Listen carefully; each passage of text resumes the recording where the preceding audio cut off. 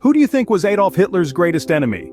Perhaps you're picturing Joseph Stalin, the iron-fisted leader of the Soviet Union, or maybe Winston Churchill, the indomitable British Prime Minister, is springing to mind.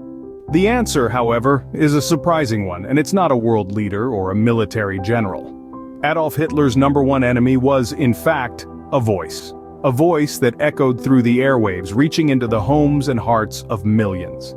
This voice belonged to a man named Yuri Levitan, a Soviet radio announcer. Levitan was the man who delivered the news of Germany's invasion of the Soviet Union and later, the fall of Berlin.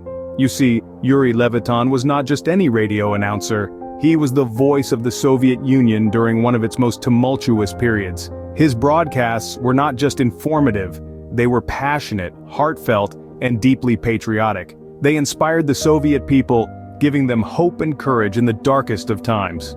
To Hitler, Levitan represented the resilient spirit of the Soviet Union, a spirit that refused to break under the weight of the Nazi war machine.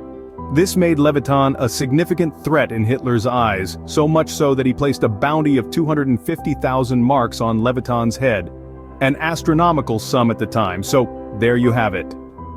Hitler's number one enemy wasn't a general with an army or a leader with a nation, but a man with a voice and a microphone. A voice that carried the spirit of a nation, a voice that Hitler feared more than any army.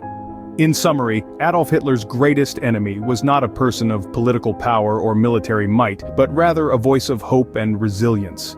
Yuri Levitan, a Soviet radio announcer, embodied the spirit of the Soviet Union that Hitler so feared, making him a target of the Führer's wrath. And, in a twist of irony, it was Levitan's voice that announced to the world the fall of Berlin and the end of Hitler's reign.